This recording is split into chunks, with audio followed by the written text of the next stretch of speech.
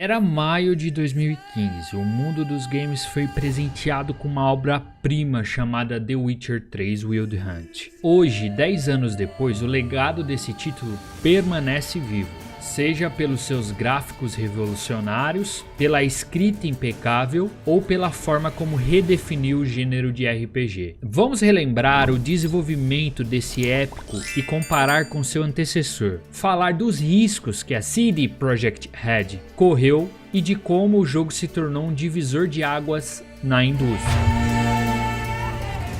É preciso contextualizar como era a saga The Witcher até então, relembrando o que foi o jogo antecessor, The Witcher 2 Assassins of Kings. Esse jogo teve um orçamento de cerca de 10 milhões, focado em combate e narrativa madura. Ele recebeu elogios pela história, mas tinha limitações técnicas e estrutura mais linear. Era um sucesso de crítica, mas ainda limitado ao público de PC e depois, posteriormente, Xbox 360. A CD Projekt Red, antes da fama, era um estúdio polonês, independente, mas com uma visão bem ambiciosa. Construía uma reputação baseada em fidelidade ao consumidor e qualidade narrativa. O desenvolvimento do game começou em meados de 2011, logo após o lançamento de The Witcher 2. O orçamento estimado era na casa dos 81 milhões, sendo um dos maiores investimentos em um jogo até aquele momento. Mais de 250 desenvolvedores trabalharam no projeto em um ciclo de quase 4 anos. The Witcher 3 começou a se tornar um projeto gigantesco e com isso ele começou a competir com outros gigantes como a Bethesda e a BioWare. Bethesda, que já era conhecido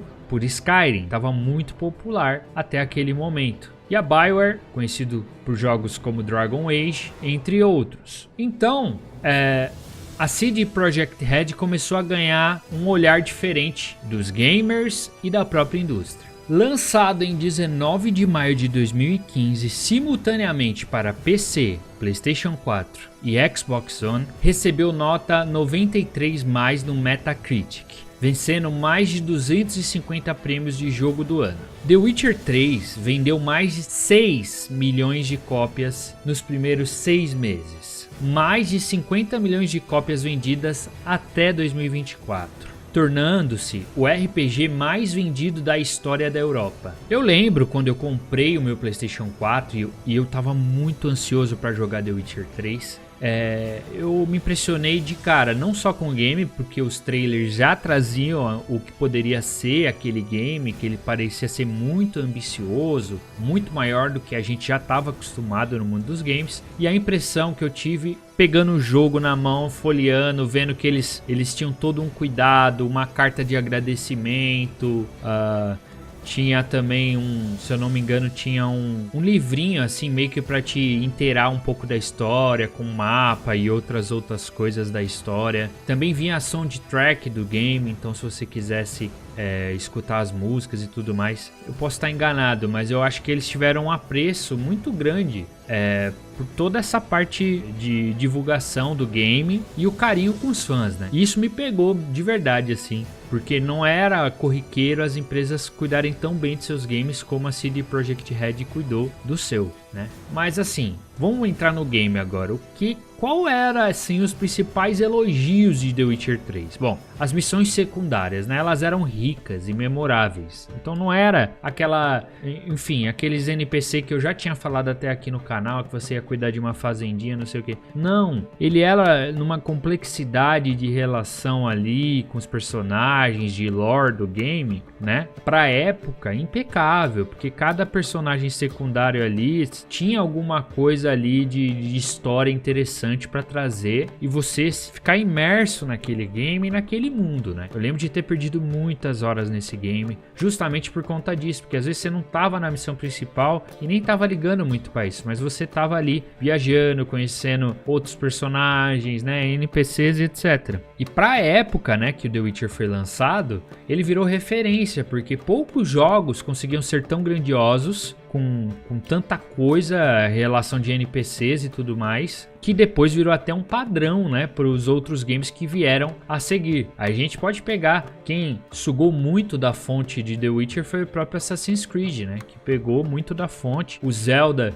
Tears of the Kingdom, Breath of the Wild, todos esses pegaram uma dose do que era o The Witcher 3, né? Com base naquela riqueza de forma de se fazer um game, eles simplesmente então replicaram nos seus próprios títulos. Então assim, existia relações humanas complexas, o combate, né, apesar de ter algumas críticas de algumas pessoas que comparavam de repente ele com outros games do estilo Dark Souls, por exemplo, mas tem que se separar, né? O The Witcher 3 ele é um estilo completamente diferente desses jogos Souls-like, então não tem como fazer uma comparação de estilo de batalha. Ao meu ver, no início, quando logo no lançamento teve alguns problemas, tanto de bug quanto de fluidez e tudo mais, mas assim, no geral achava a batalha bem legal, assim, com essa parte de bloqueio, de ter o time do bloqueio e várias coisas nesse sentido que, pô, fomentaram aí para que o jogo só melhorasse, só ficasse melhor a meu ver. Na época, né, o visual do game era incrível, né, era referência para benchmarks aí de placas de vídeo em qualquer canal que você entrava,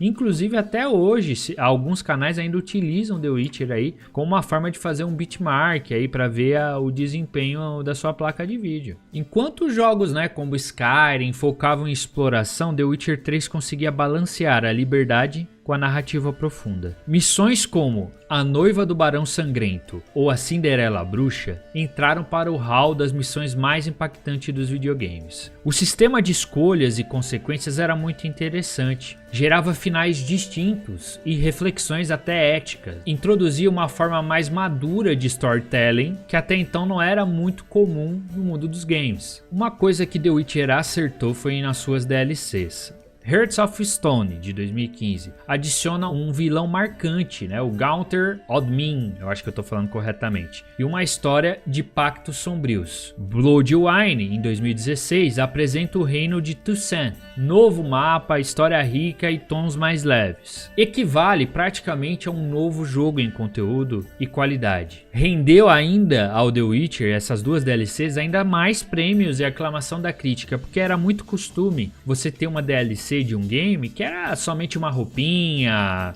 algum adereço e tal, e de repente o The Witcher vem com uma DLC do tipo assim, não, a gente vai dar mais conteúdo adicional de verdade pra vocês, ou seja, são mais horas e horas de game pra você jogar com essas DLCs e uma história rica, tanto quanto a história principal. The Witcher 3 virou referência, é inquestionável, né? Depois do seu lançamento, a indústria mudou, a indústria de RPGs, né, ocidentais, mudou completamente, elevou o padrão de qualidade. E não é à toa que a série ganhou adaptações, e uma das adaptações foi a série da Netflix, em 2019. Estrelada por Henry Cavill, trouxe uma nova geração de fãs para conhecer, né? Gente que não é muito ligada em games. Gerou um pico de vendas do jogo na Steam e nos consoles no final de 2019. O Geralt, ele virou um ícone, né, da cultura gamer no geral. Presença em Soul Calibur 6, memes, cosplay, livros e produtos oficiais. A trilha sonora, como eu disse lá atrás, ela virou uma referência e é usada em playlists até hoje. Enquanto Assassin's Creed Unity de 2014 enfrentava bugs e críticas, The Witcher 3 elevava o padrão técnico da indústria. Foi um dos poucos RPGs ocidentais que agradaram tanto o público ocidental